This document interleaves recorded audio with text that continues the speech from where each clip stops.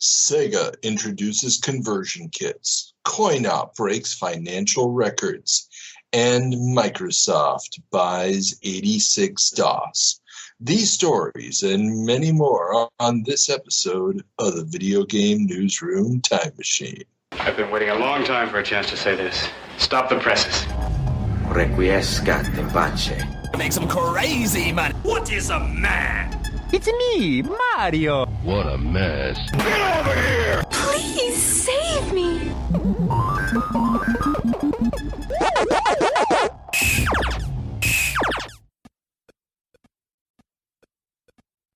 Welcome back to the Video Game Newsroom Time Machine, the podcast where we travel back in time 40, 30, or 20 years ago to see what was making headlines in the world of video games and home computing.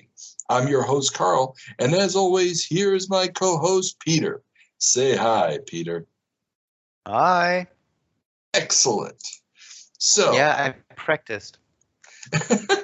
And it shows. It really does show. You do that wonderfully. Spending way too much time in front of the mirror. Anyhow. So, obligatory banter section. Yes. What what's can new? we banter about? What's new on my end? What's new on my end? Yes, because I think it's a good day for the two of us, isn't it? Well, I don't know about you, but today was my last day of the semester. I am officially not teaching classes for 4 weeks. Congratulations. And this leaves you with, 4 weeks of fully paid vacation time? No, I have a ton of homework assignments to correct, I'm doing a little movie evening for one of my classes on Monday night. Oh, you're watching a movie with your class, so you classify this as work. You surely are state employed, man. You're state employed. Hey, this is nothing. I'm actually seriously considering offering a course maybe a semester or two from now where I'm going to be showing them classic movies and basically using them as language training. So they'll have to write assignments about them, and there's going to be a discussion round and stuff, but using it as a way to get them used to hearing different accents and different ways of expressing the language. So I'm thinking I'll build up, and then the final movie will be a Snatch, just to sort of mess with their heads. Okay. I mean, it's surely a good thing that you explain it to yourself this way. I mean, isn't watching a movie the usual way of a teacher being, I don't want to say lazy, but actually it is lazy. No. See, as educators, we need to take advantage of every tool at our disposal to properly equip our students with the skills necessary to be able to tackle the difficult challenges that lay ahead in their lives. And if one of those challenges is understanding a Scottish gypsy played by Brad Pitt in some point in the future, well, then so be it. And it's not like they're all having Netflix. All right, gotcha. Yeah. Well, man, I'm really happy for you. I'm really happy for you that you earn your money by watching movies. You know, other people Wait. This is a proposal. I still have to get it approved by the university. I mean, it's not like I can just do these. Okay. Well, theoretically I could, but practically speaking, I'm not going to because, I don't want to, get into trouble at some point. Mm-hmm. All right, man. No. Don't get me wrong. I'm just happy for you. I'm happy for you, and actually, I envy you because, as I said, other people have to work for their money. However, I'm on vacation now, so this was the last day of work for the next 2 weeks, and I'm gonna go to Austria starting on Monday, and we'll have a lovely hiking / bathing / maybe we go to Italy, buy some olive oil and aceto balsamico di Modena and all that stuff that when you want to have a good stuff of that you only get in Italy. So yeah, I'm really looking forward to that. 2 weeks of just kiss my ass and relax. That sounds very nice. Marvelous. Very, very nice. Yes.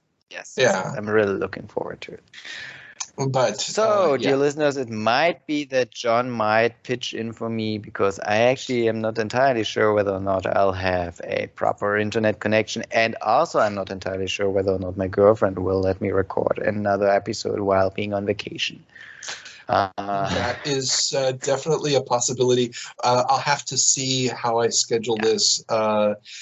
John is, of course, always welcome on the show, but there's a couple other possible guest hosts that I've been talking to. So we will see who ends up doing a next week's show. But we only know one thing: there's no other Peter. Just saying. Well, there might be somebody else called Peter. Oh, come on! This is just payback for me saying that you're not working properly. So what you're saying really is, I now have to put in some real effort and find a co-host named Peter, just to make you feel a little unsure. Actually, I would love that. Yeah, I would love that. But he'll never manage to get out the high as well as I do because, damn, man, I practiced that for hours standing in front of the mirror. Yeah. It's irreplaceable. Okay. Exactly. I think we've milked the banter section of the episode long enough. So let's get down to brass tacks. On this episode, we will be going back 40 years to July of 1981 to find out what was making the headlines. And, well, this month we also have something that didn't make the headlines, but it happened and it was important, so we're talking about it. But before we can turn on the time machine, number one, we have to tell everybody about where they can reach us, the Twitters and the YouTubes, and, wherever you guys are listening to this, hit whatever positive signs are there because, a little promotion can't hurt. A lot of promotion would be better. And all those links are in the show notes below. Also, we've got our Patreon. And if you guys are regular listeners, we just did a 2-part episode with Gordon Walton, who is like the guy who's been doing the MMO thing probably longer than anybody else. And it's super interesting and it's really cool. And he's got a new game out called Crowfall, which you should all check out. And because of that, the normal procedure of putting interviews up on Patreon first got deferred for 2 months. So we got still 3 Patreon interviews that you guys can only access on Patreon until next month when we move one of them up. And there's actually a story this week that refers back to one of those interviews.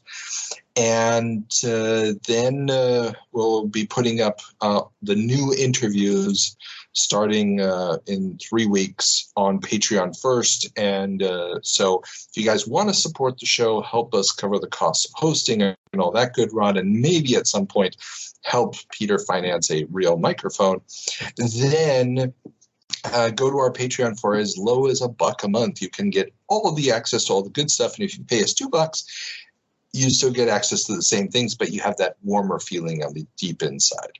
Okay? Did I leave anything out, Peter?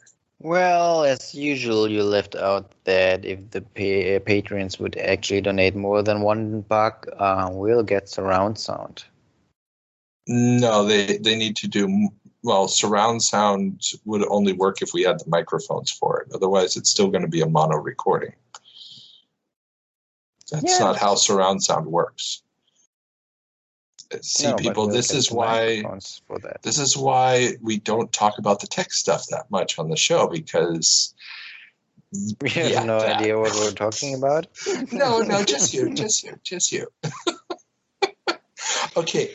Well, this is the difference between you being a professor and me just being a lousy hospital manager. I wish I was a professor. I really wish I was a professor. That would be some sweet cash. No, I'm just a full-time instructor. It's all good. Okay, let's get this party started, though.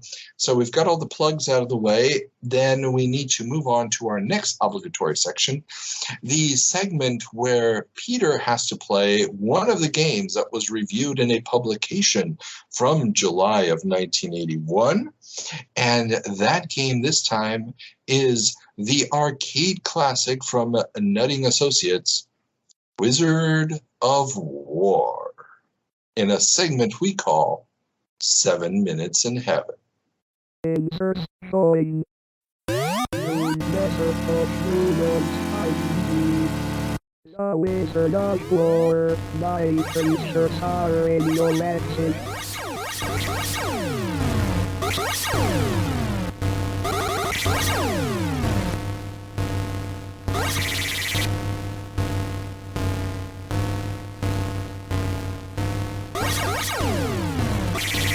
My magic is stronger than your weapons, warrior.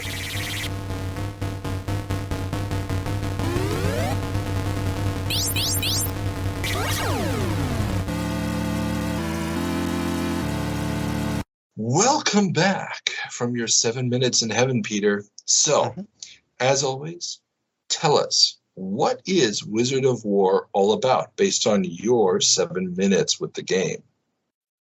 Well, first of all, I want to say it wasn't a 7 minutes in heaven. It was more like a 7 minutes in total confusion. Wizard of War is basically, you can picture it as like a Pac-Man shooter. You're running around in a maze. It's a 2D one-screener. As I said, there's a maze. You're a guy who's a space cowboy wizard with a staff, with a space suit, walking around and shooting. I want to say dinosaurs, like dragon-like, fly-like creatures. And it's a 2-player game, so you can play against or with another player. I, for my part, decided to play against this dude, and I always shot him in the back because I could. Yes, and as I said, it's a one-screener. You're going through this maze and you shoot them dinosaurs. And after you're done, a fly will appear, which desperately tries to escape the screen. And as soon as this is done, the screen is over and you move on to the next so-called dungeon, which again is a one-screener maze. This thing is accompanied by marvelous sound effects like shooting sounds, explosion sounds, and a wonderful voice that is absolutely understandable and telling you stuff. No, seriously, I have no idea what this dude was talking about, and it kind of creeped me out. But this is basically the game. It's an old arcade game, and I think there were some ports for the C64 and the Atari 2600. At least we saw this when researching the game. And yes, this is Wizard of War. And I have no idea why it's called Wizard of War. Because apparently the monsters are being generated by a wizard. And it's a wizard that worries a lot. I don't think he's worried. Okay. I just think the place is called War. WOR. Oh, where's the place? Okay. Yeah. But you were running around in space. I mean, you had a black screen and you had stars in the background. Yeah.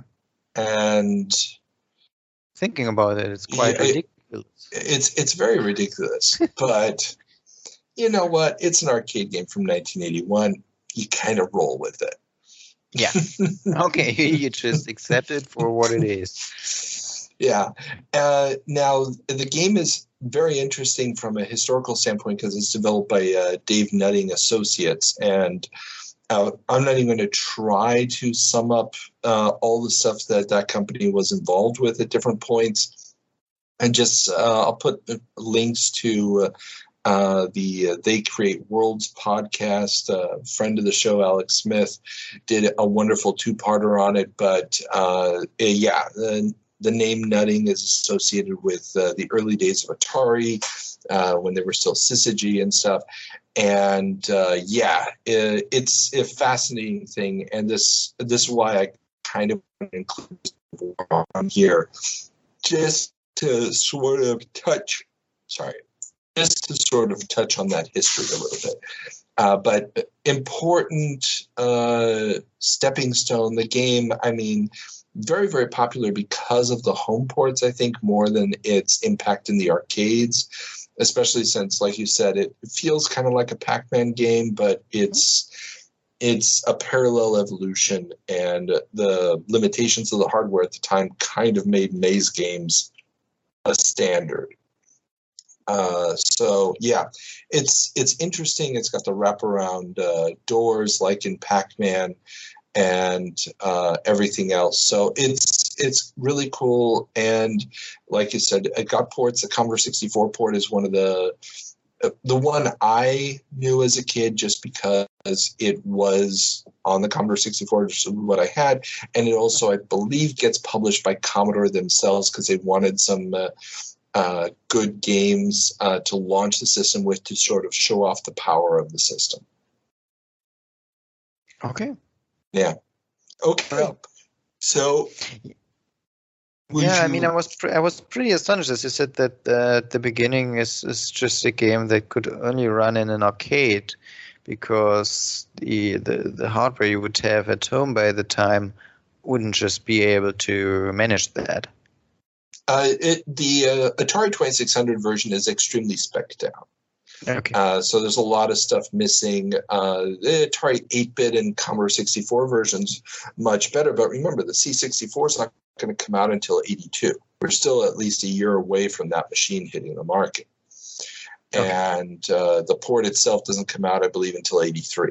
So it is one of these things that, even though it doesn't look spectacular today, it's pretty advanced for its time as far as the tech is concerned. Okay. So would you say good game, bad game? Did you have fun with it? It's really hard to tell, honestly, because I usually have a problem with those 9081 games. It's just way too old for me, and I can see how they are fascinating if you are not used to anything else, and if this is basically the state of the art.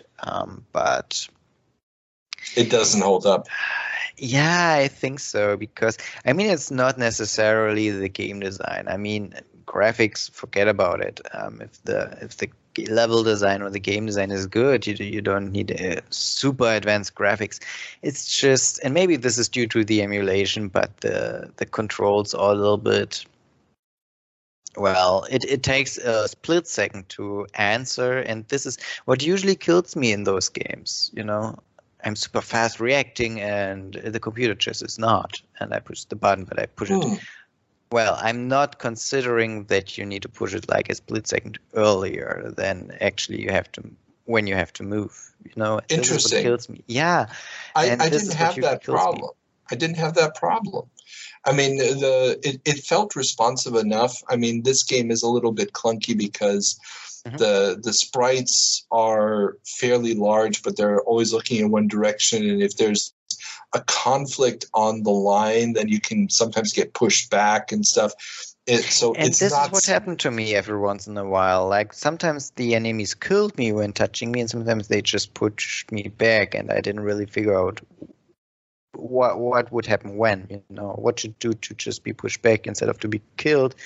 But you say it's like a bug. Yeah, it's definitely a bug. It's the collision detection is running weird. Okay. But, let's put that one to rest. And in the meantime, we need to go to our other obligatory segment before we turn on the time machine, which is to find out what we did wrong by checking in with our good friend Ethan for the Department of Corrections. Welcome back to the show, Ethan. So, before we get back to the bitch slapping of what Carl got wrong, in June of 1981, I do believe we have some housekeeping to take care of.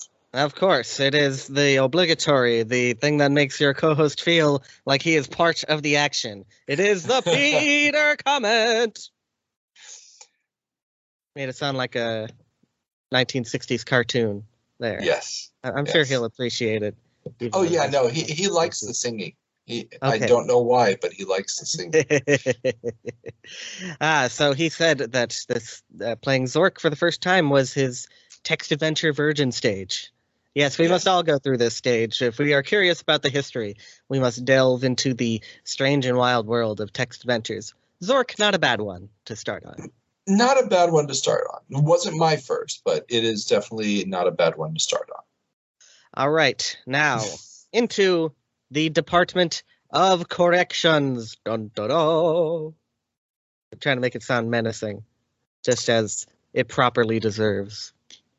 Then it needs to be something like, "Welcome to the Department of Corrections." Overplayed. Yeah, okay, yeah, Going overplayed. too far there. All right. Yeah. So I'm a stage actor. It has to be big. Okay. So first on you were giving me my due praise, but you said he's written books on this stuff. No, I've written a book, one book, singular, Tarl, just one. Oh, come on! You got to do at least a little promotion for it right here. Yes, so it's not available, so that's why I hesitate in trying to promote it. I'm working on it. But it's called Candid Conversations in Code, Interviews with the First Generation of Video Game Programmers. It has 6 interviews with people who created games in the 1970s. Excellent. Very good.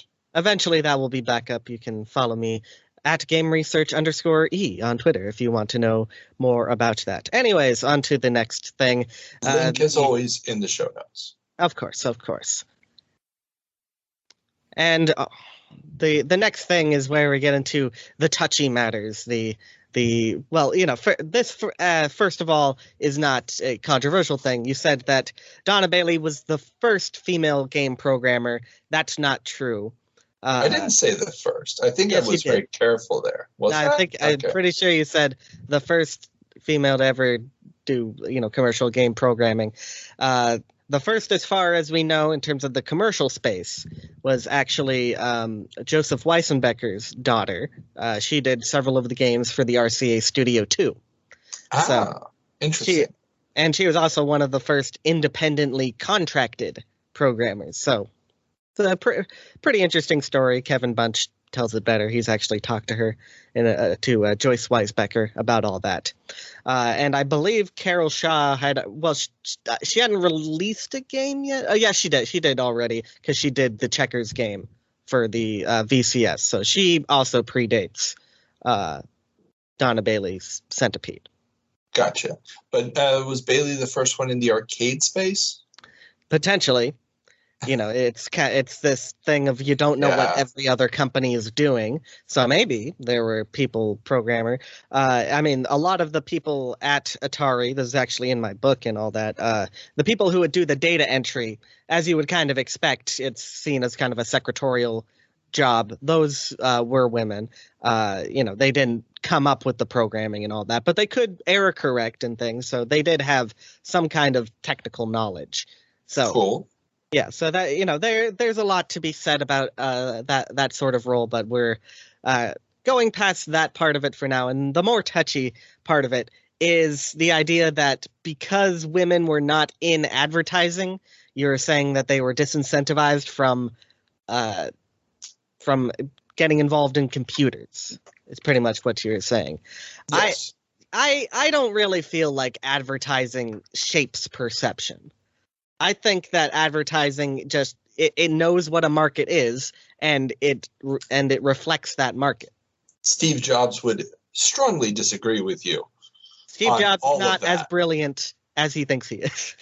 That's another thing. All I have to say is there were MP3 players before the iPod, but only the iPod took off.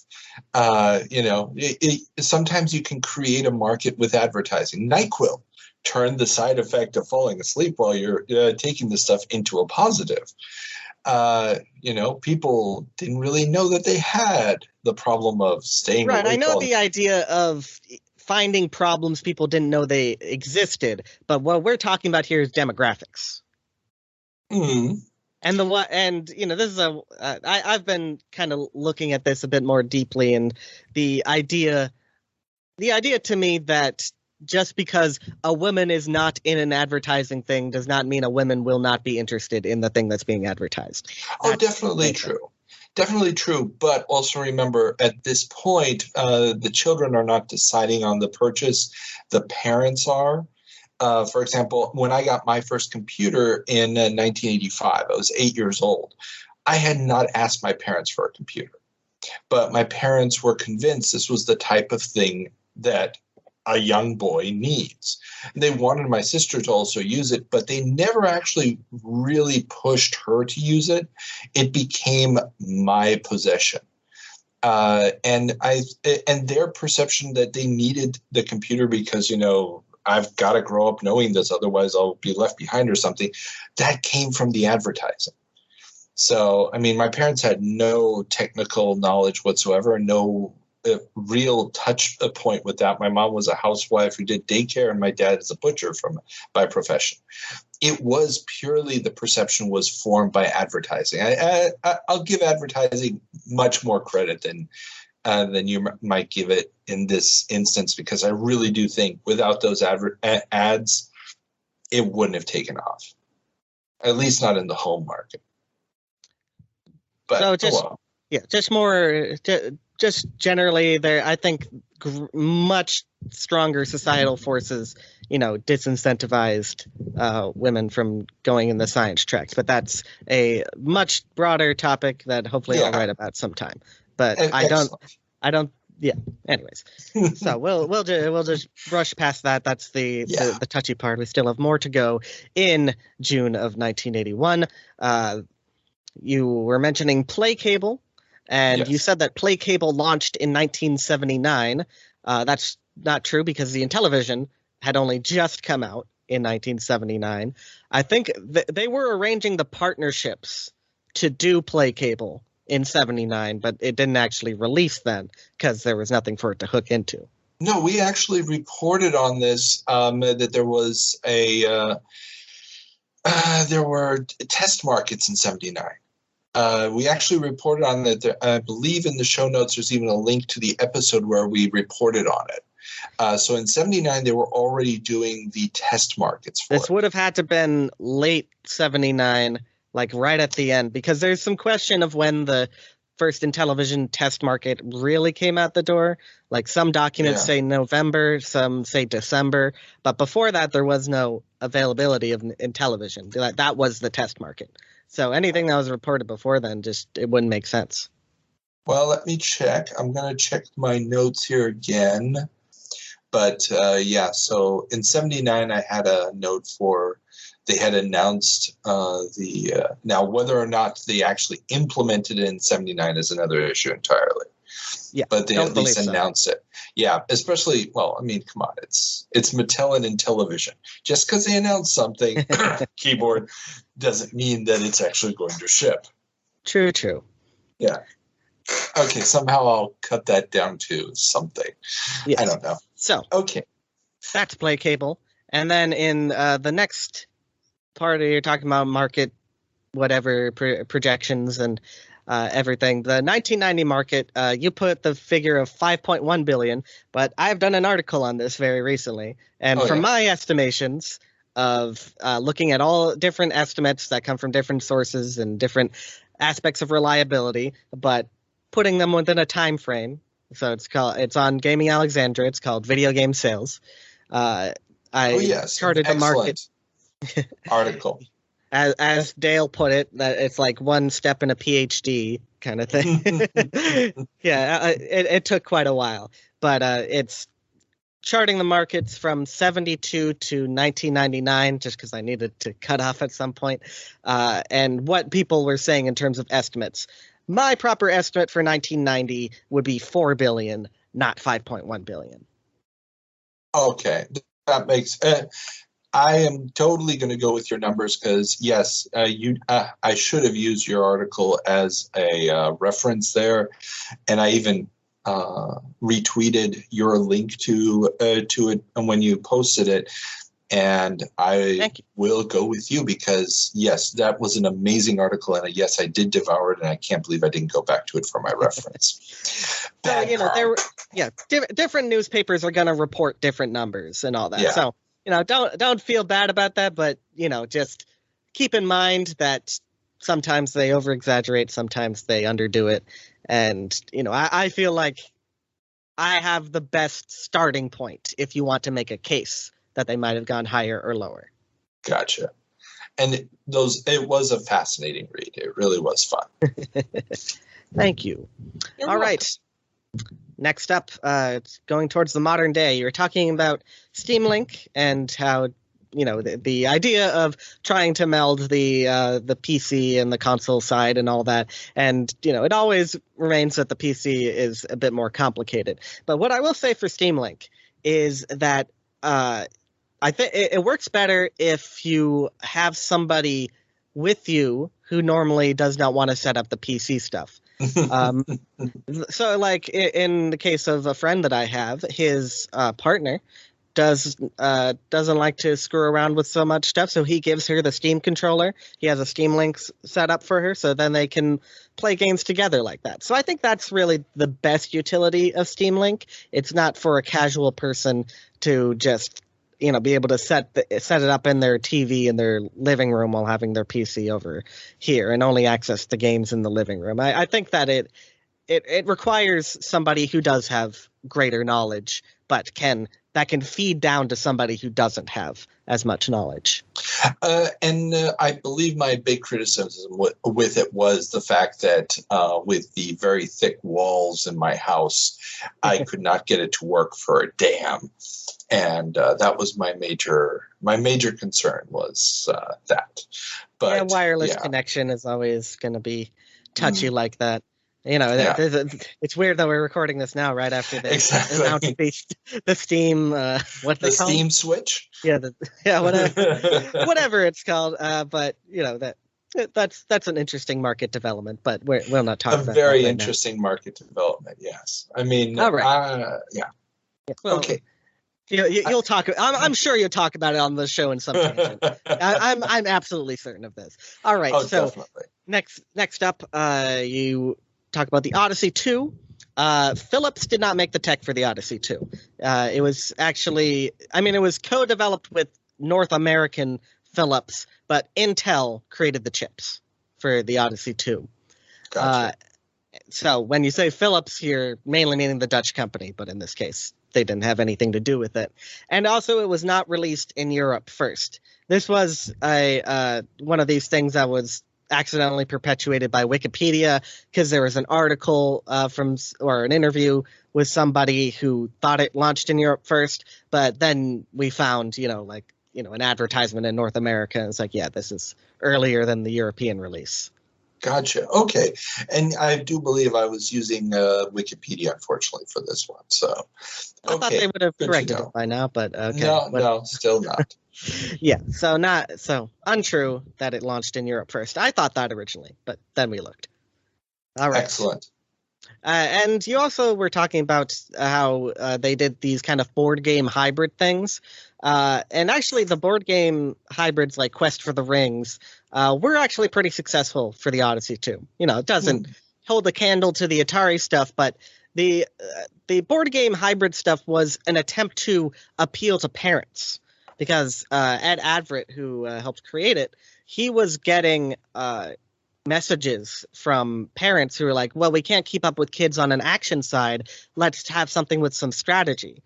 So the idea was that they could, keep up on the board game side, and then you'd have a video game integrated sort of into it. An interesting idea, but obviously not as, definitive, influential, whatever.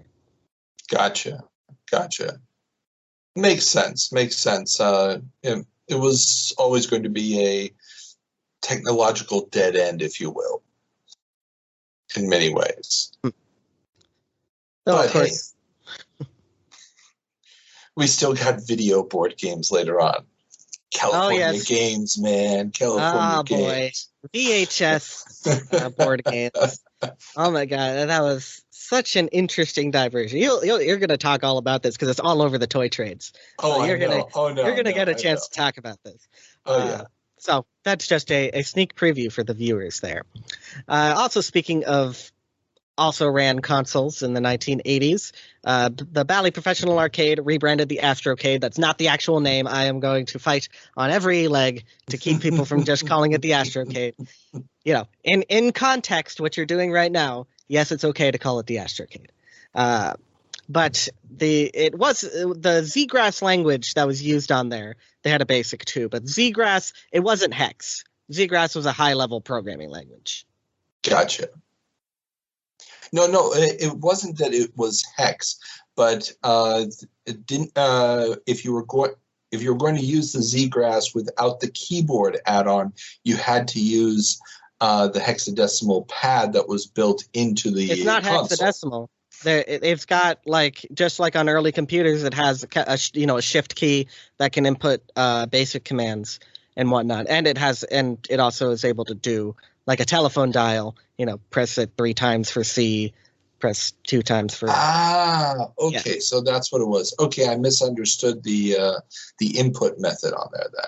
Yeah, it was not a good input method at all. The fact that people were able to make stuff on the Bally Professional Arcade is a wonder. But that's a story for another time, probably far deep in the future for this podcast. Or maybe in 1982, there's actually a bit of the homebrew stuff going on, but you can touch on that later. Yeah. Okay, so this one's going on a while, but the next part of it, you talked about Leisure Time Electronics, which was a publication put out by Toy and Hobby World. I put this all up on Archive, so you can kind of read what I know kind of about the publication history there. But you refer to it as a daily CES newsletter. That wasn't the case. It ran around the year. It's just in 1981 they put out a June 1st and a June 2nd issue specifically for the summer CES show. Okay. Yeah, because I often jump over Leisure Time Electronics just because they have a weird numbering system and it's hard to pinpoint the dates of the individual issues. So I haven't been using them, but the CES ones I could pinpoint exactly when they came out, and so those were the only ones I was referring to for the show research. I think I kind of worked out the dates. It's on Archive. You can find my username, History of How We Play, on Archive. Oh, okay. Interesting things up there. Okay, cool. I'll have to do that. Yeah, I stitched that one together. I can Bill Longadice. Longadice. I don't know exactly how to pronounce his last name. He took photos of all the issues of LTE, and I stitched them together and put them up on Archive. Okay, cool. Because I found them on Archive, but I wasn't quite sure about the date, so that's why I've been kind of shy about using them. And if we have dates for those, they would be a great resource. Yeah, I believe so. And last of the bunch, the Acorn Proton, which I believe is the scaled down BBC Micro. You said it used a 6502 variant. It was just a 6502. I don't know who specifically manufactured it in Britain and whatnot, but it's not like a derivative like the Z80 is a derivative of the 8080. Okay. I wasn't sure if they were using a straight-up 6502 or one of the souped-up variants. I don't believe so. I think it was like the A. I think it's colloquially known as the A, the 6502A. Gotcha. Okay. Yeah, and the Proton, there seems to be a little bit of confusion online, and I wasn't 100% sure about it. Some sources talk about the Proton being the name of the prototype that would become the BBC Micro, but then later on... that's right. Electron is the one that came after. Yeah, and then, but I have also found some references to the Model B of the BBC Micro, so the second model also being dubbed the Proton. And that's why I was getting a little bit confused as to where does the name Proton come in, or maybe they reused it twice, and so it was a little bit confusing on that end. And I just haven't delved deep enough into the BBC story and BBC story. So yeah, the Proton was this prototype computer that they were putting together that they showed to the BBC. That became the BBC Micro. There's an A and B model. I think the B model is like the school variant that had like more memory. Or I think it was just more memory. It was like 16K, 48K, something like that. I'll probably have to correct myself next time on this because I'm just going off the top of my head. I think it was 32K actually. And then the Electron was the scaled down consumer version of the BBC Micro. Yeah, the one that sold like crap. Yeah, because they didn't manufacture it in time. That was their fault. That's true. That's true. All right. Is that June it? 1981 is done. So we can move on and back to the episode. Thank you. As always, Ethan. See you on our next job. Goodbye. Oh, well, it was quite a bit, wasn't it? There were a few things. Yeah, a few things. Yeah. Can you remember this time when he had absolutely nothing to correct? Yeah, I play that episode from time to time. It's nice. It feels good, doesn't it? Oh, well. But I hope Ethan knows that we are putting those mistakes in purposely so he feels like needed and included. Yeah. I'm sure that no, this is the complete and total justification for his existence, is being able to appear on episodes of the Video Game Newsroom Time Machine. That's just what he lives for. Yeah. We put him in stasis when we don't have him, when we don't need him, and then we just thaw him out whenever it's necessary. You actually put him in stasis? I thought you just put him in your cupboard. Nah, that seemed a little inhuman. I mean, there's no reason he has to be aware of where he is. Okay. Or maybe he is aware of it, which makes it even worse. I'm not sure. Okay. All right. This took a dark turn, and I hope he'll forgive us. Yeah, he's a good guy. And or we're not. Something. All right. Exactly. What about before we are getting deeper into this mess? Let's just delve right into our topics.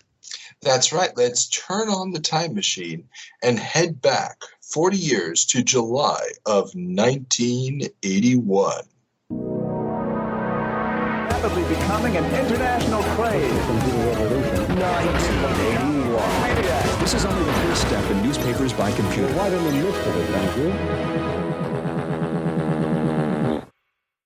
Welcome to July of 1981. Peter, what's our first story? Sega and Gremlin introduced their first conversion kits.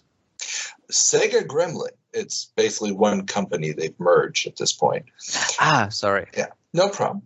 Have introduced their first universal conversion kits for arcade cabinets. In about 30 minutes, an old cab gets a new PCB, artwork, and controls, and off the happy operator goes for just about $1,000.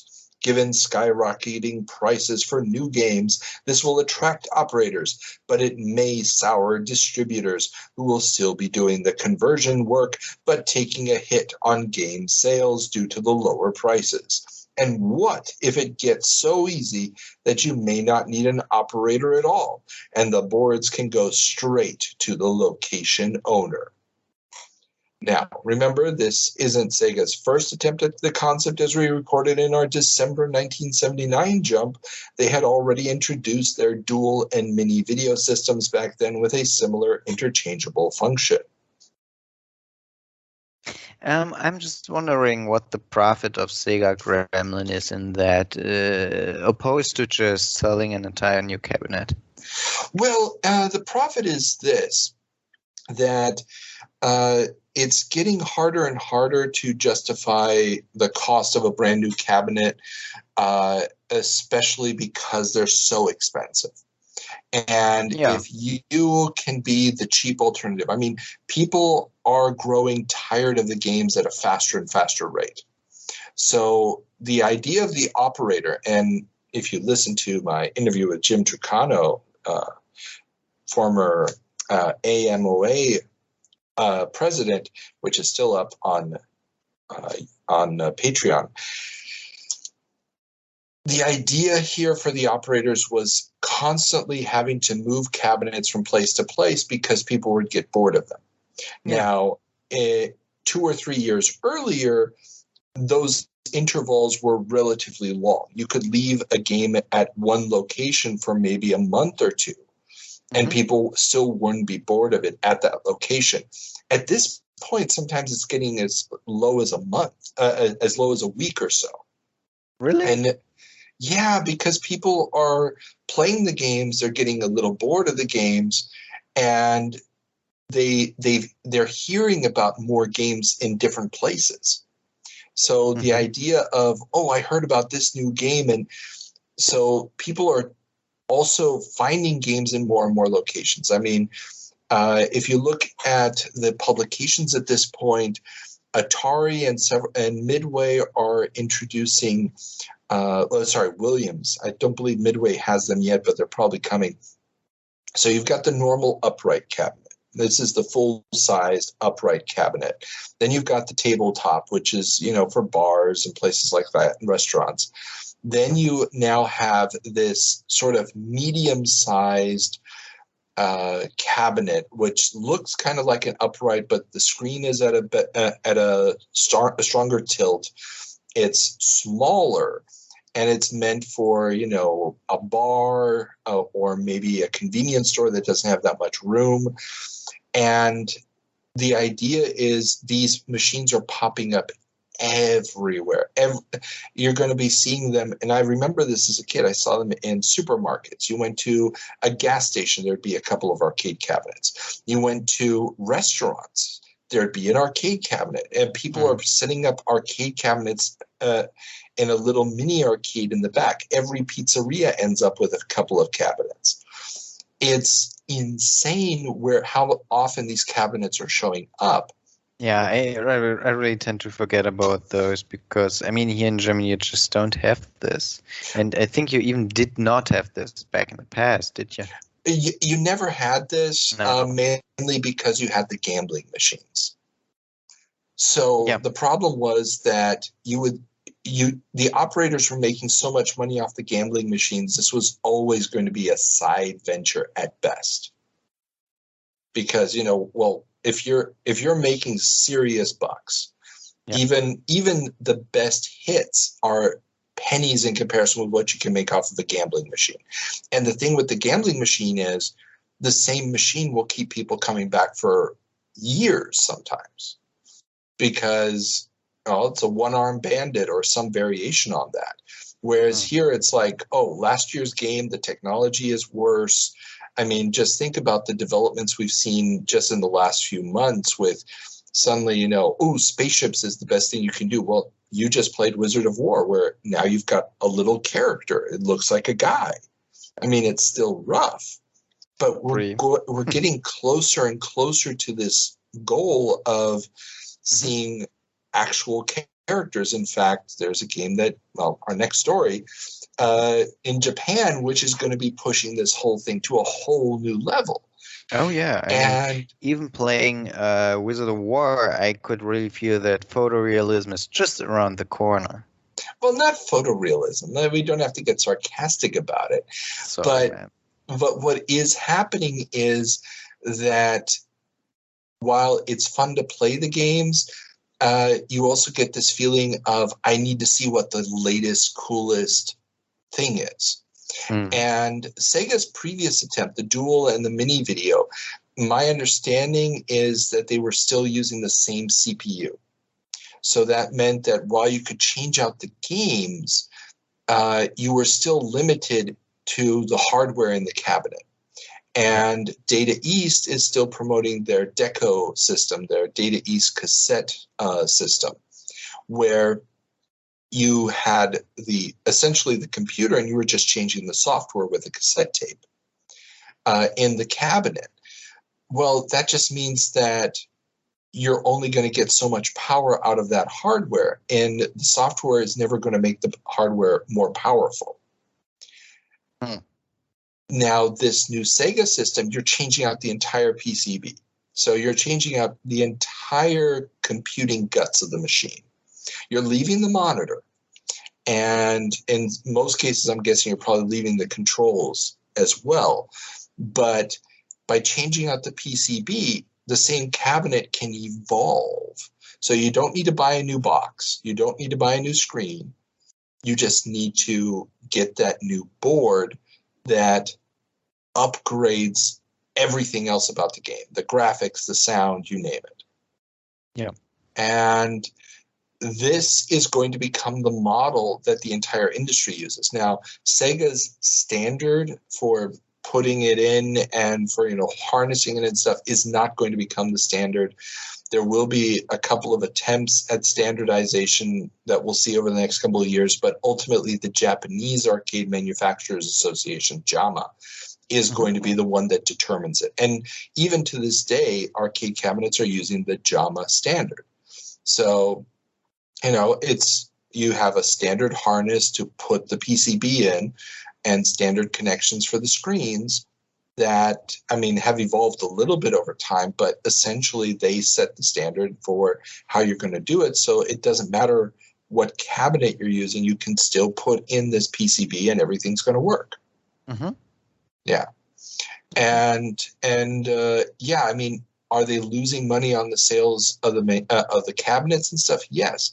But remember, if you're manufacturing the PCB in Japan, let's say, do you really want to lug that big cabinet across the ocean? No.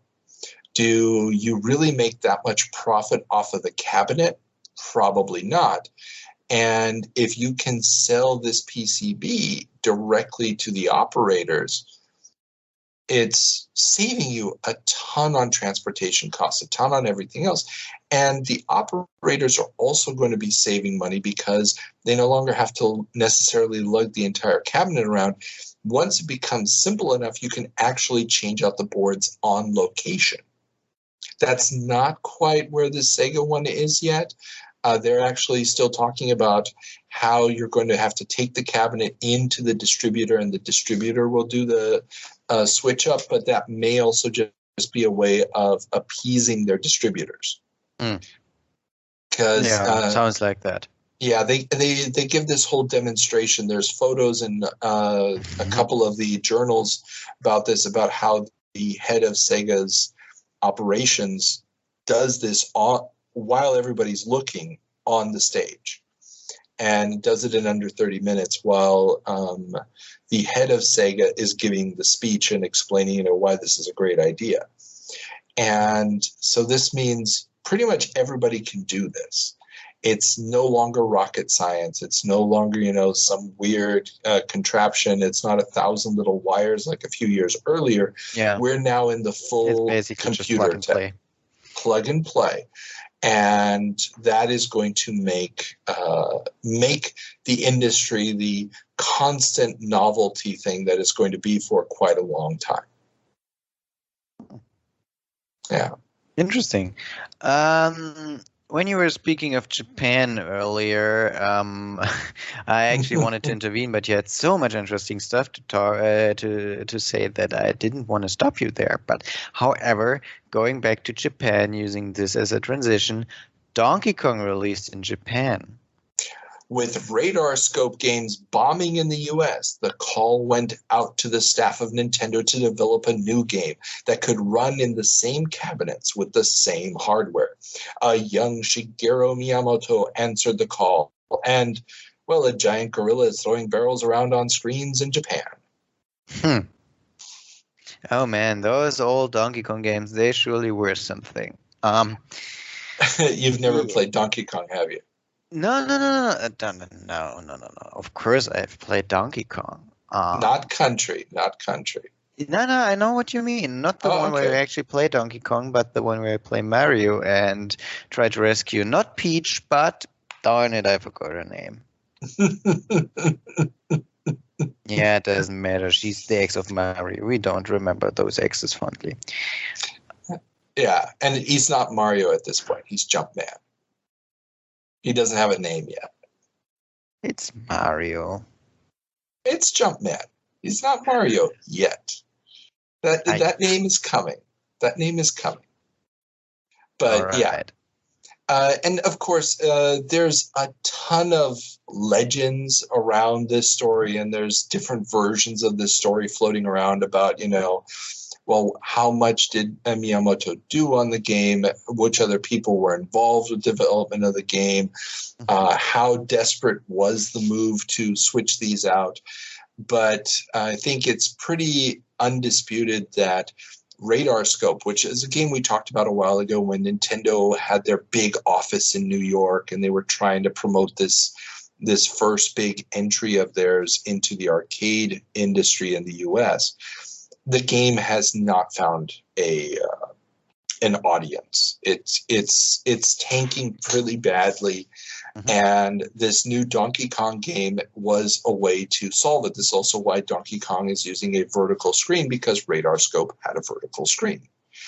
And, so they had to adapt it to the machine so that the machines could be retrofitted as quickly as possible and as easily as possible. And of course, Donkey Kong is going to become an absolute smash hit once it hits in the US. And everything after that is going to be different. Yeah, I really don't know, but Nintendo really, I mean, it's not like it's the best ever game design yet. Just, that it's something that actually is so super creative you wouldn't come to this idea, but I don't know. It's just the spirit of Nintendo that already lived in those old Donkey Kong games that they carried over up to today, and it's an entirely different level compared to what other game developers do. Exactly. And like we were saying, I mean, the limitations of the graphics at the time, and this is really where Miyamoto shines, making the most out of those limitations. And when you compare it with a game like Wizard of War, where the characters are moving around the map, but they don't feel natural. Exactly. Nothing really. It's all very distant and personalityless. And at the same time, you've got very similar level of hardware and just a completely, I'm not going to just, I'm not just happy with a sprite that looks like a guy. I'm going to try to create a concept that fits within the limitations of the hardware, but still sort of feels like it works with its own rules of physics. Even if that physics is I can jump up in the air and turn around mid-air, to not complete the jump, which makes no sense, but it's something you can do in the game. Yeah. And it all feels natural for some reason, and this is something that they really hit the spot with this one. Oh, yeah. I mean, there's where I used to work in Florida, there was a little pizza by the slice place around the corner from the courthouse. And they had an arcade cabinet. It was a main cabinet. And at least 2-3 times a week, I'd go in there and I would play a couple of rounds of Donkey Kong. Actually, one of the guys baking the pizzas, I had a going tally with him where we were trying to outdo one another in Donkey Kong. And it's one of those games I still suck at it, but he wasn't too much better. But it's just one of those games where you just keep wanting to come back and come back and come back. Mm-hmm. Well, there's documentaries about that, for God's sake. So big things are coming down the pipeline. There's revolution in the air, if you will. Yeah. All right. Talking about revolution and new stuff, General Computer Corporation is looking for new software ideas. General Computer Corporation, the company currently promoting their Super Missile Attack Enhancement Board for Atari's Missile Command, is asking people for new software ideas.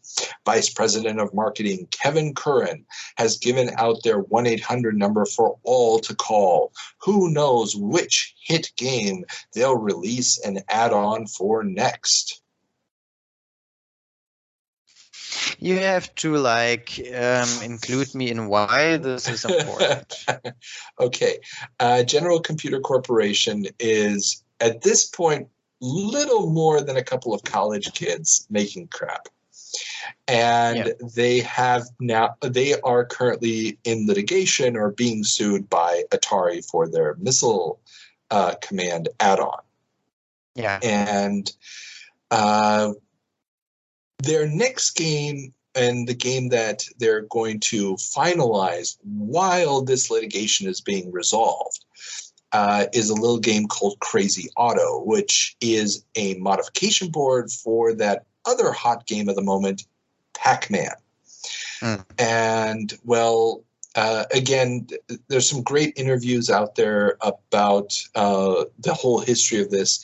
I'll link to them in the show notes. It's definitely something everybody needs to look at, and we'll touch on it a million more times as we go through the decades. But Crazy Auto ultimately gets picked up by Midway and finalized as Ms. Pac-Man. So these are the guys who create Ms. Pac-Man.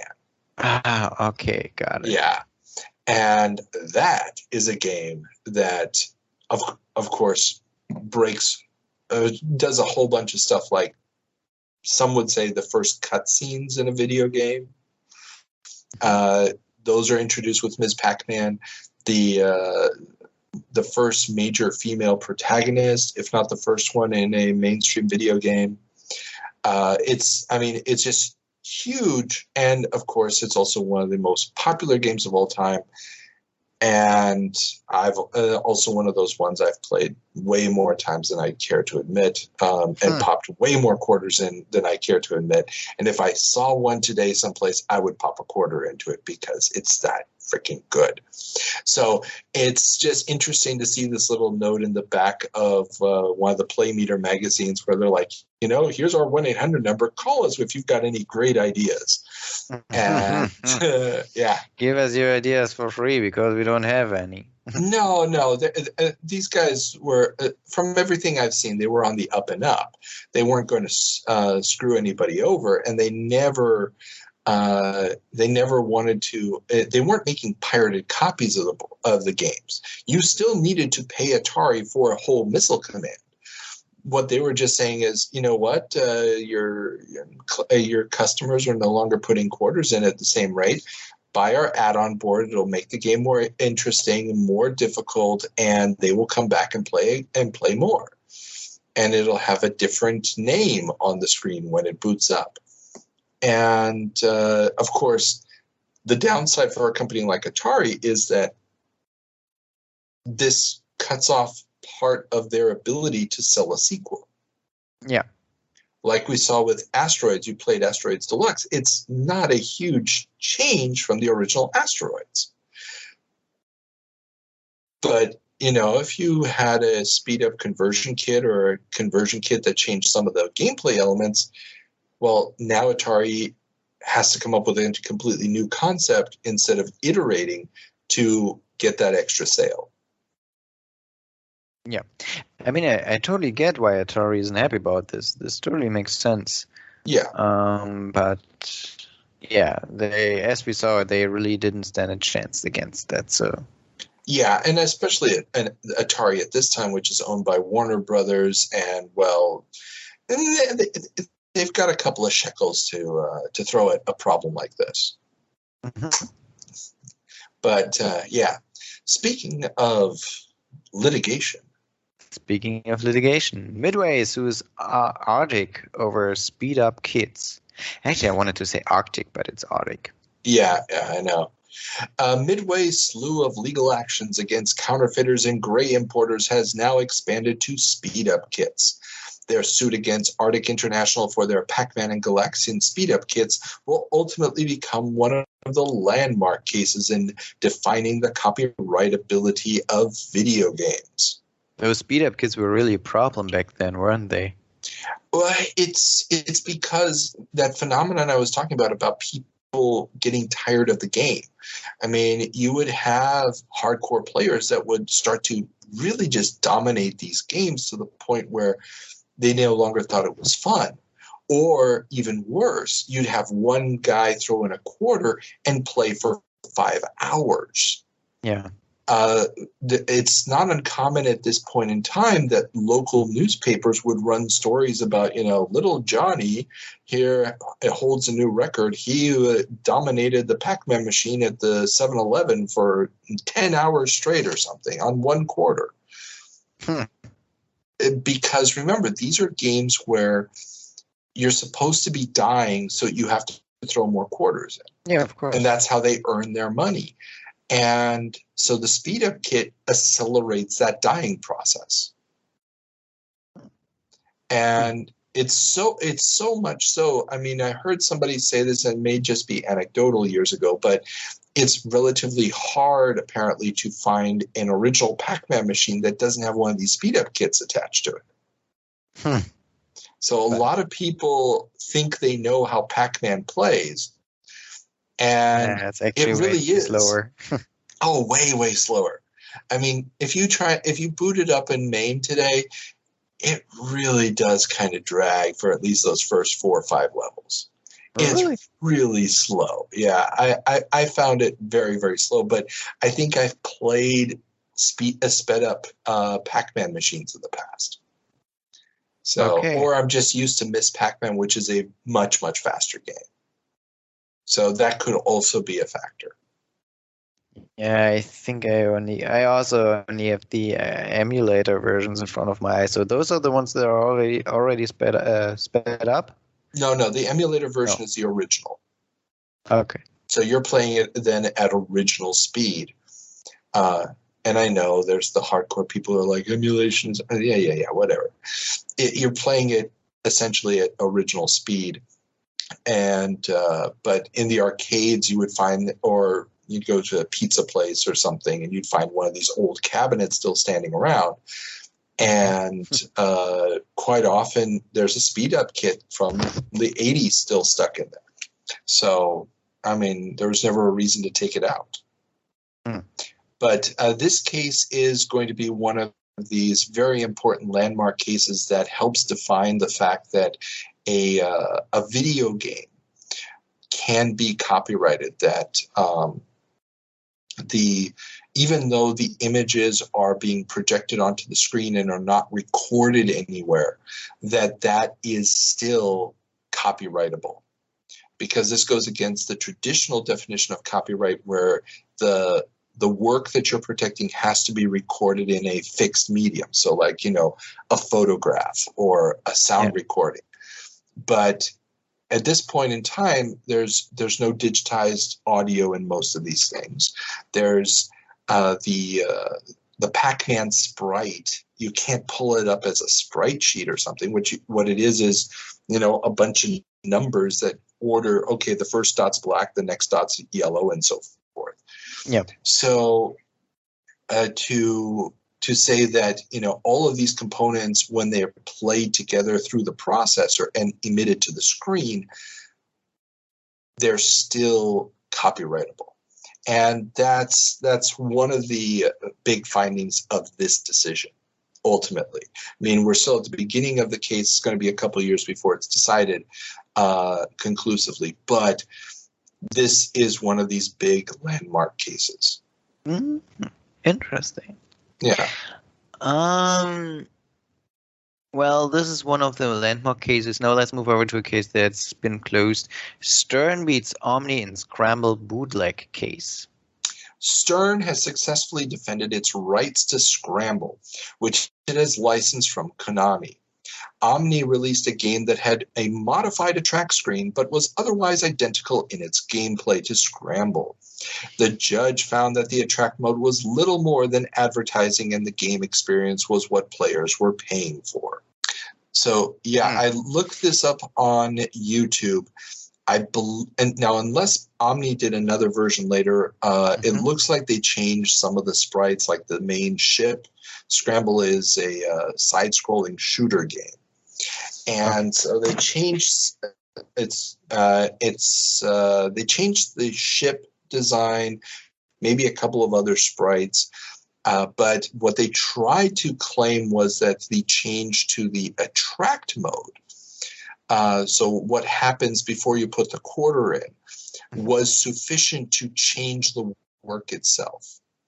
And because remember, we're still working on the old idea of copyright that, it has to be in a fixed medium. And if you suddenly have something else happening during the attract mode, it would be like, we have a different intro to the movie or something. The story is different at the beginning of our movie than at their movie. And it's a flimsy at best excuse.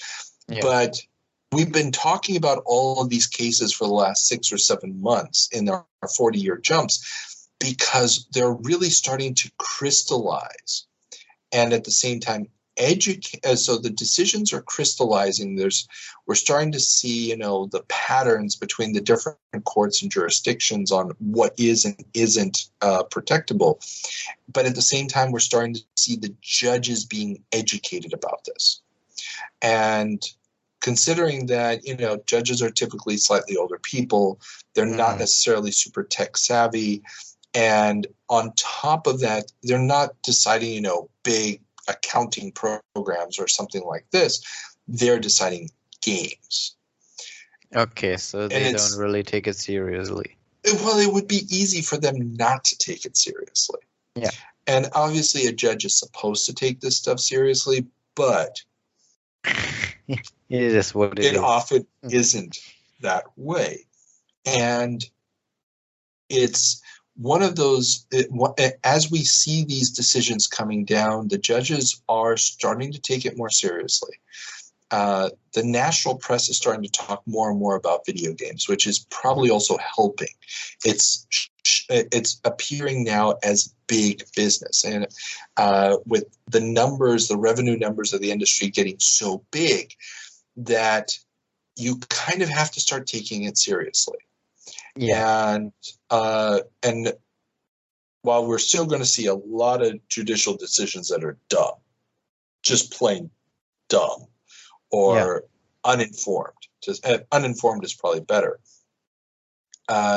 We are starting to see these decisions educate the judges about how to tackle these issues, and we're going to start seeing more standardized solutions and analysis. But I somehow kind of understand that they have to get used to this new kind of thing, Oh, of course. It's throwing out literally almost 200 years worth of copyright law. And saying, we have something completely new here. We've never had this before. It's an artwork, it's audio, it's video, but at the same time, it's also interactive. And this has never happened before. And if you had to wait for Congress, for a legislature to write laws about it, you'd be waiting a long time. We've talked a little bit about how 10 years later, they're still wrestling with the legal issues from a statutory standpoint. We talked about the Blockbuster thing with the rental issues and stuff. The courts are where this has to be decided, and the courts are trying their best at this point to find a meaningful way through. Yeah, sure. Yeah. But they'll just need some more time. Speaking about time, which is moving on, so let's move on as well. Coin-op video games reached $2.8 billion in revenue in 1980. The annual Vending Times Census of the Industry Report for 1980 is out, and for the first time, video games have overtaken pinball as the biggest revenue generator in the industry. While in 1977, video games made a paltry 1/5 as much as pinball, they now dwarf with $2.8 billion to pinball's $1.6 billion. This is crazy, this development in such short of a time. It's crazy, but at the same time, pinball, by its very nature, is a much bigger device because you need the play field at a certain angle.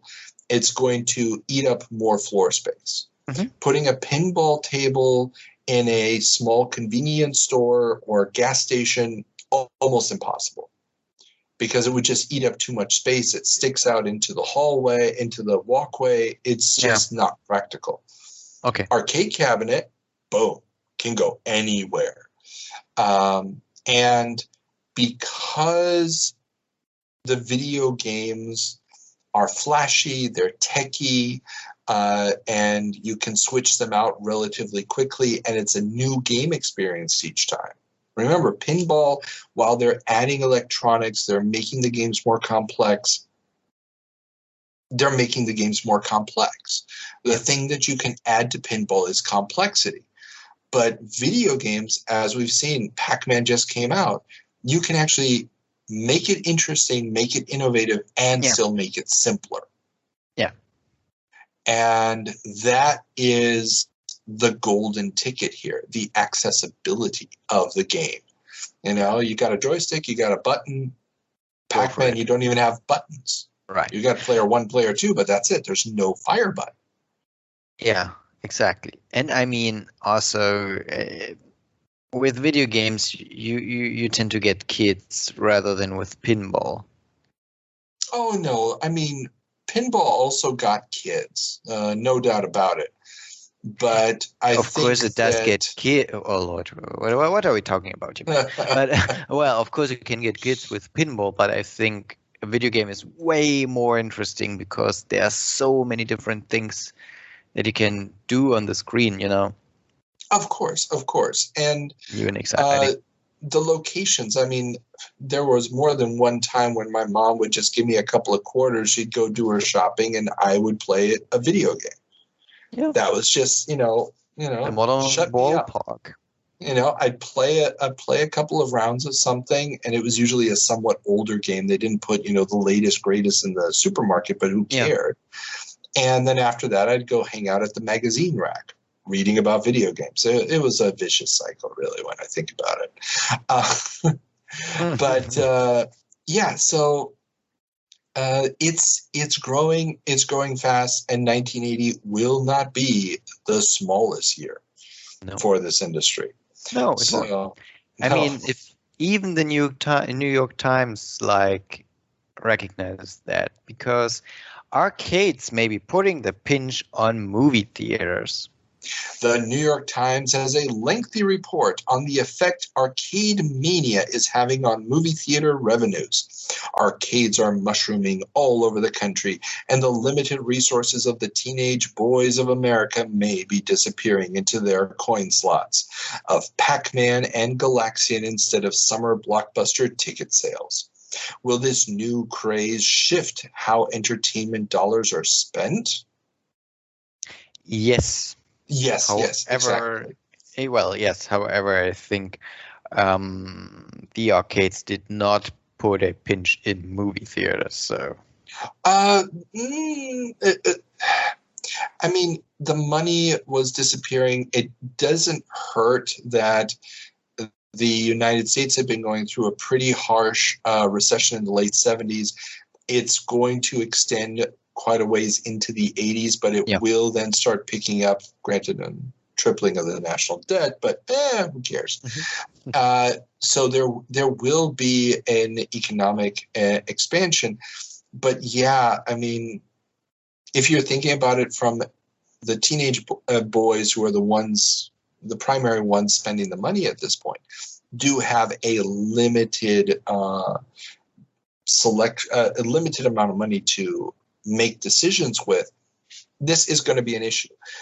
And we're still a couple years away from VHS and video rentals really taking off. But the movie theaters also at this time are going to see a bit of an uptick from the true shift to the summer blockbuster, which starts with Jaws in the late 70s. That's when everybody was like, okay, wait, the big movies that attract the high school kids and stuff when they're not in school have to come out in the summer. That's what we're going to do. Okay. Also, you could argue partially a side effect of people not having enough money to go on vacation, but that's another issue entirely. The summer blockbuster really takes off. So it's more concentrated. So while video games become something that you play year round, you're still going to save up your money for the big blockbuster movies. Oh, well, money management has to be taught early, doesn't it? Something like that, yes. Unless you have so much, you just don't care. Exactly. Transition. Yeah, I know. I was just thinking of whether or not I want to pick up what you just laid down before me, or whether I'm too proud for that. Oh, come on. I decided I was too proud for that, and it came out pretty stupid. Yeah. Anyhow, moving on. Warner profits soar. A whopping 66.4% increase in profits as sales rose 50.3% in the second quarter in a year-to-year comparison. The amazing numbers are largely due to the performance of their Atari division. So, this is actually not too bad. I mean, looking at the numbers. Really. Not too bad? Year-over-year increase in profits? I mean, the relationship between sales and profits, not the increase. The increase is out of the question. It's amazing. Yeah, if you can increase your profits by 66% in just 1 year, something is wrong, especially if you're a company like Time Warner. I mean, you own Time Warner magazines, you have DC Comics is your thing. You've got massive movie studio, television production, Mad Magazine, for God's sake, which I still miss it. And all of this, but you're going up primarily because of Atari. And, I mean, it's just soaring. The money is coming in, and they don't even know what to do with it at this point. Oh, yeah. Yeah. Oh, well, those moments usually come before the fall of a company. Usually. That's one way to look at it, but it really does. It's a sign of how, I don't want to say that it's not the tail wagging the dog, but what's going to end up happening is that the very traditional approaches of investors and Wall Street to corporations, especially these diversified corporations like Warner, they won't know how to deal with this new upcoming industry, with these highs and lows that it's going to have. They simply don't have the mechanisms to deal with that, and that's going to be part of the reason for the crash. Yeah. Or at least it's going to be the reason why Atari ends up in the position that it is at post-crash. So, but for right now, everybody is singing the praises of Atari.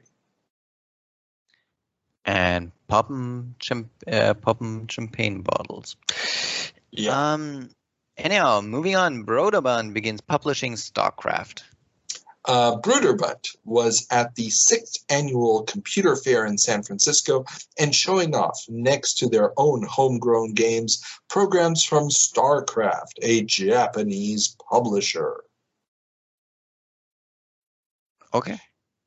Yeah, and this is important because some of the developers of those games are going to become quite prominent later on. Also, there's a whole mess of stories. The company StarCraft may or may not have been paying people their royalties. There's a lot of shenanigans there. Okay. And I did an interview with Gary Carlson, one of the two brothers in the Brüderbund. And again, go to Patreon. It'll be on the regular feed in a couple of months. And he went into great detail about how this agreement, how this deal with StarCraft came about. It's an absolutely hilarious story of just weird mishaps and just a sign of how small this industry is, because at this point they don't have an office. They're trying to pretend that they're bigger than anything else. And this guy from StarCraft, who probably isn't much bigger, really, says, "Hey, I'm gonna be in California. Let's do a deal." And he has to invite him into his apartment, and it's weird. It's a very funny, very cool story, and everybody who hasn't heard it yet should go over there and listen to the interview. Yes, yeah. It's one of the better parts. That whole interview is amazing, but that was just a fun little anecdote, and he tells it so very well. So okay. All right, we'll listen to it. In the meantime, moving on, IBM introduces small business computer. Not the IBM PC just yet. I believe that's coming next month. But the System 23 Data Master. You gotta love that name. Lord. This Intel-based unit will help inform many of the design decisions of the IBM PC that will be introduced next month, including the keyboard layout and the choice of Microsoft Basic. The System 34 Basic used in the Data Master caused the machine to be delayed. Yeah. So this was a slightly delayed system, probably the reason why it's coming out so close to the IBM PC. They were trying to adapt. The System 34 was, I believe, a mini computer, not a microcomputer. And so there's computers. Those were the big mainframes. And there were the mini computers, which sort of look like large closets. And then there were the microcomputers, which basically you put on a desk. Yeah. And I'm wondering, why the hell would you release this System 23 Data Master just 1 month or pretty close to the IBM PC? Probably because you're IBM and you're so big that nobody really knows who's doing what and in what order things are happening. Okay. This also had a couple of other features that weren't on the IBM PC. Again, I didn't go too deep into the weeds on this, but it just was interesting because we've talked once before about another IBM microcomputer that they released. So it's mainly about this popular notion, they didn't do anything with microcomputers until the IBM PC. They had been dabbling in this in small, sort of weird ways. And if I had to make an educated guess, I would say that part of that is due to the fact that the one hand doesn't really know what the other is. They're not really checking in, and you may just have slightly different groups working on the different projects. Okay, too big to be properly organized. Gotcha. Something like that, yeah. Okay. But still, it's an interesting time of companies forming or expanding their position, and all those companies, or at least most of them, are still alive today and doing well today. Such as Microsoft, which in 1981 bought 68 DOS. Not 68. 86. 86. Jeez. Yeah. Oh, Lord, it's late, so sorry. Yeah, and that was a transition that was like a little too long. Yeah, you were really grasping on that one, and I tried to make it easy because you jumping from the IBM PC to Microsoft Pine. Okay, well, we'll let it be. Oh well, okay. no, it's out there. I mean, you can cut out half of it. Nah, it's embarrassing for you. It's in. It'll stay in. Okay. just leave it there. Yeah, exactly. So, after being approached by IBM to supply an OS for their upcoming IBM PC, Microsoft purchases 86DOS, also known as QDOS, for $50,000 and renames it MS-DOS. The OS would be renamed PC-DOS when shipped with IBM PCs, but also sold separately as MS-DOS. Well, first of all, it's pretty amazing that they bought it for only $50,000, and second, it's pretty amazing that they had $50,000. Well, okay, a couple of things here. Remember, Microsoft is, they're not the world juggernaut that they are today, but Microsoft is doing very well for themselves because Microsoft Basic is the version of Basic for everything. And you still have this notion that you're buying a computer primarily to write your own code on, not buying a computer because pre-made software is available for it. That's a notion that's just slowly starting to evolve, but isn't there yet. And you see it in a lot of the magazines like Micro and Soft Talk. They're all out there because, not Soft Talk, but Soft Side, sorry. And these are still magazines that are just, mainly write-in listings or how to program type of tutorials. Yeah. And so Microsoft Basic is, for better or for worse, you could say, the operating system for a lot of these systems. Because when you boot it up, you are dumped into the BASIC prompt. And so the other companies have been making operating systems. Famously, IBM wanted to get CP/M on there, but Gary Kildall either blew them off or they couldn't come to a deal, whatever the story might be. They didn't take CP/M, which was the dominant operating system for the Z80 processor, which is sort of compatible with the Intel one that they used in the IBM PC. It would have been an easy solution. And CP/M was also the system on the Osborne that we talked about a month or two ago, the first truly luggable computer that really should have been what the IBM PC became. Mm-hmm. And so they're buying this and they just need it really, really fast. IBM PC is going to be released next month. They're buying this a month before the release of the system. It's kind of insane.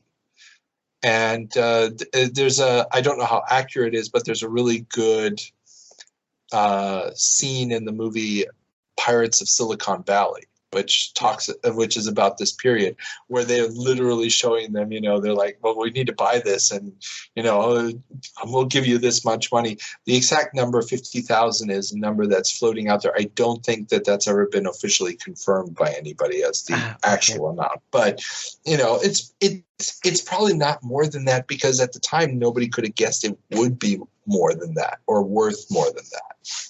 Oh, okay. So basically just a guess. Okay. Yeah, the Q and QDOS was for quick and dirty operating system. Mm-hmm. Yeah. So, the fact that they had the right to continue to sell it, again, some dispute. Was that just, Bill Gates being brilliant, or was it the fact that IBM was so worried about getting sued for monopolistic practices by the government at this time that they were not going to force an exclusivity deal on it? Nobody really knows. But alas, Microsoft gets MS-DOS, and as soon as the clones show up of the IBM PC, they're there to completely and utterly obliterate all other operating systems. Yeah. Okay. Yeah. this is how it started then to become this big juggernaut that they are today. Exactly.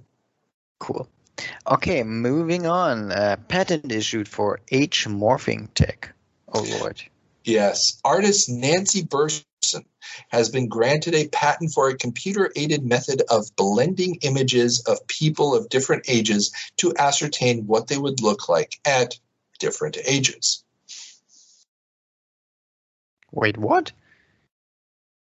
Yeah, it's basically you morph images together. So let's say you have somebody in their 20s, you morph them together with a picture of somebody similar in their 80s, and then you can try to guesstimate what that 20-year-old would look like when they're 80. I mean, it's okay. I'm not quite sure what the abilities of the computers at the time were to truly render this, but the patent is interesting, and Burson, and there's a link in the show notes. She still has artwork up, and there's still stuff being created apparently to this day using similar techniques. She does all sorts of digital art, and so it's interesting to see that she has a patent on, or had a patent on, an idea for this kind of tech, for this morphing technology. I mean, it's amazing what those morphing technologies nowadays can do, and I wonder how this looked like. However, cool. Yeah. It's interesting to see that we're at that stage where, I mean, the idea of what you could do with computer graphics is pretty wide open. And I mean, well, Tron isn't that far away, so it'll be fun when we get to that. Yeah, cool. In the meantime, the Dutch to broadcast software over shortwave. In an experiment by Dutch Shortwave Radio, a housekeeping program in Apple TRS-80 and PET Computer Basic will be broadcast during a science program. For those able to receive it clearly enough and record it, a new dawn of software distribution may be upon us. Well, this is like the internet, just before the internet, and not entirely the technology of the internet, but still cool. Yeah. I mean, now, if you've ever listened to shortwave radio, you know it's usually pretty terrible sound quality. Yeah. So the idea of whether or not this would even be practicable. So would you be able to record this on a cassette tape and then use that cassette tape as data storage on your computer to read the program back? Is probably a little bit of wishful thinking. Yeah, you mean there's too much information getting lost. Exactly. I mean, it just probably wouldn't be clean enough. But this idea of broadcasting software over the airwaves, I don't believe this is the first time it's ever been done. And I know that it will be done again over the next decade or so, but ultimately it never really pans out. It never becomes a true way of doing it, primarily because, well, linear media broadcasting like television and radio forces you to be at a certain place at a certain time. The recording technologies are just not really up to snuff to keep the the signals that the computer needs clean enough, and ultimately the software that you're distributing has to be relatively small, because the bigger the program, the longer you need to be broadcasting. And no broadcaster wants, the next 12 minutes is just going to be static on your screen. Please stick around for those 5 people who are trying to download this to their computer. That's not something that's going to keep everybody there and make the advertisers happy. You mean there are just not enough geeks? Not yet. Not yet. But summer camps go geek. Traditional summer camps have entered the computer age, with computer camps being the latest trend in getting kids ready for the computerized future that awaits them. For a mere $795, kids can spend 2 weeks learning to code in BASIC while also enjoying the great outdoors. Did those things, well, I can picture those things being almost like Fed Camp. I'm sorry.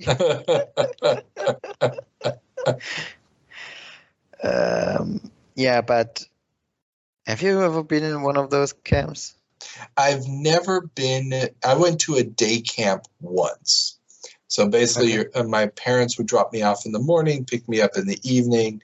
So it wasn't one of those where you stayed there for like 2 weeks and lived there the whole time. Never did that. Number one, they were super expensive. Number two, we didn't really live in the city. I mean, Issaquah, Washington, especially at that time, was a hillside covered with trees and houses. So, if I wanted nature, I could walk 3 blocks and I was in the middle of the forest, Yeah, so I wouldn't have really gotten anything out of it. But for the kids who were stuck in like Manhattan or something, did very, very common. And this is obviously also not the first summer camp, computer summer camp. Richard Garriott, writer of Akalabeth, the Ultima series, and so forth, he famously went to one of these a few years earlier already. But it is becoming more popular. And I remember people talking about computer camps when I was a kid. So it was a thing that was happening, and unfortunately just not something I had access to. Because your parents wanted you to experience nature and stuff, and not... No, because $795 in 1980s money, multiply that by at least 4. That's a lot of dough to send your kid away for 2 weeks. Depends on how much a little bit of fright is worth to you. I forgot, not every child was as wonderfully well-behaved as I was. So, yeah. I was a nice kid, trust me. I really was. Weirdly, I totally believe you. Yes, see? Because I'm such a nice guy. I'm just so relaxed. Shy. Yeah, shy. Yeah. That's one thing nobody's ever accused me of. But, oh well. Okay, that brings us to the end of this trip back in time. So... we need to do the last bit of bookkeeping.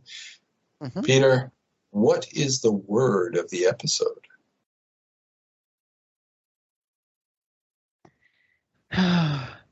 Well, considering the game I've played and our last topic, I don't know, for some reason they totally fit together. I'd like to use geek as the word of the episode. Yes. Okay, geek. I love it. It gets to the heart of the matter. Geek is the word of the episode. So remember, everybody, follow us on the Twitter. Become a Patreon patron. If you're watching this on YouTube, give us a thumbs up. If you're in your podcast app, whatever it may be, also leave us a review, whatever else.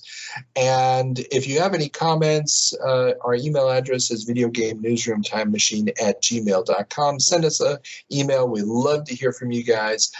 And if there's nothing else, and also remember that the video version of the 7 Minutes in Heaven is up on Patreon, also exclusive for those that support us. Anything else we should think about, Peter, or talk about or mention before we both collapse because it's already 12:30 at night over here? Well, if there was, I'm just not thinking of it right now. Perfect. In that case, if you can't think about it, it can't be that important. Everybody, have fun. Bye.